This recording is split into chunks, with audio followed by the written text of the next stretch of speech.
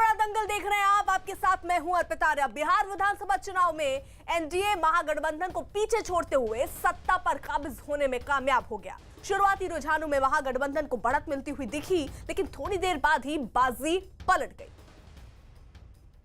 और एनडीए ने ऐसी बढ़त बनाई जो आखिर तक कायम रही। देर रात तक चली वोटों की गिनती के बाद जब नतीजे आए तो एनडीए के समर्थक जश्न में डूब गए। हमारा नेता कैसा हो, नीतीश कुमार जैसा हो। नतीजे आते ही प्रधानमंत्री मोदी और गृह मंत्री अमित शाह ने भी एनडीए की जीत पर ट्वीट किया और उन्होंने बिहार के लोगों का शुक्रिया अदा किया। भारतीय जनता पार्टी की ओर से बिहार की समस्त जनता का हम हृदय से आभार व्यक्त करते हैं। 5 साल पहले के मुकाबले जेडीयू को भी कुछ कम सीटें जरूर मिली, लेकिन बीजेपी ने नुकसान की भरपाई कर दी। एग्जिट पोल के बाद से ही उत्साहित महागठबंधन के लिए नतीजे जोर का झटका देने वाले रहे। सत्ता के करीब पहुंचने के बाद भी जीत महागठबंधन के हाथ से फिसल गई। चुनाव आयोग ने कोरोना संकट की वजह से वोटों की गिनती के तरीकों में बदलाव किया था।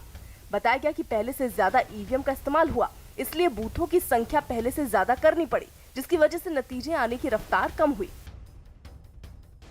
कुछ खास सहयोगी उस वक्त हमारे साथ जुड़ रहे हैं। पटना में जेडीयू दफ्तर के बाहर से मौजूद है हमारे साथ अमित, और साथ ही साथ तेजस्वी यादव के घर के बाहर मौजूद है रवि, और नीतीश कुमार के घर के बाहर चंद्रमोहन अब से थोड़ी देर में हमारे साथ होंगे। वहीं दिल्ली में बीजेपी दफ्तर से हमारे साथ मौजूद है संदीप बोल।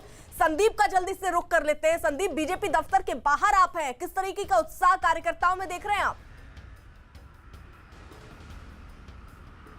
देखिए, यहाँ पे देर रात तक जो है उत्साह रहा है, कार्यकर्ता यहाँ पे मौजूद थे क्योंकि लगातार जो है गिनती चल रही थी और उस वक्त तक किसी भी तरीके का कोई रिज़ल्ट नहीं आया था। लेकिन फ़िलहाल अभी जब हम लोग यहाँ पे मौजूद हैं, इस वक्त सन्नाटा पसरा हुआ है। उम्मीद जताई जा रही है कि देर रात जो कार्यकर्ता यहाँ से गए हैं उसके बाद जो है अब दोबारा से आना शुरू होगा। बताया जा रहा है कि कार्यक्रम होगा ऑफिशियली, जिसमें कि बाकायदा खुद प्रधानमंत्री नरेंद्र मोदी भी शामिल होंगे और बाकी जितने भी वरिष्ठ नेता है बीजेपी के वो शामिल होंगे। देर रात तक यहाँ पे जश्न का माहौल चलता रहा।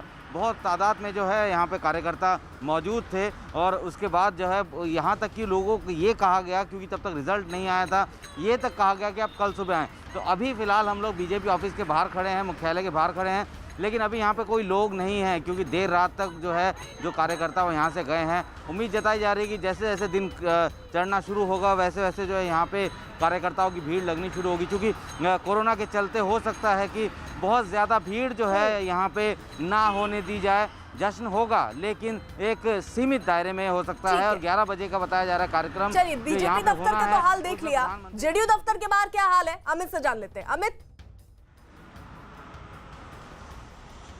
देखिए, इस वक्त हम जेडीयू दफ्तर के बाहर है और हमने आपको सुबह से पोस्टर की तस्वीर दिखाई थी। अब हम अंदर यहाँ पर जाते हैं, अंदर क्या माहौल है ये हम दिखाने की कोशिश करते हैं। फिलहाल अंदर एकदम सन्नाटा पसरा हुआ है। जाहिर सी बात है, कार्यकर्ता वगैरह सब आए थे, रात भर जश्न का माहौल चला और जो वरिष्ठ पदाधिकारी हैं जेडीयू के वो कल यहाँ पर नहीं थे। जाहिर सी बात है कि उनकी जो नज़र थी, लगातार उनकी नज़र निर्णय पे और काउंटिंग पे टिकी हुई थी। तो आज ये उम्मीद की जा रही है कि कार्यकर्ताओं के साथ साथ जो वरिष्ठ पदाधिकारी हैं, जिसमें प्रदेश अध्यक्ष हैं, महासचिव हैं, प्रखंड प्रभारी हैं, जीते हुए उम्मीदवारों के नुमाइंदे हैं, वो सब यहाँ पर आएंगे और यहाँ पर बैठक करेंगे। इससे पहले जेडीयू के जो पदाधिकारी हैं उन्होंने बीजेपी के आला नेताओं के साथ बैठक की थी। तो आज हम उम्मीद कर सकते हैं कि इस कार्यालय में पदाधिकारी और कार्यकर्ता आएंगे और उनके बीच बैठक मंथन होगा, आखिर आगे कैसे चला जाए।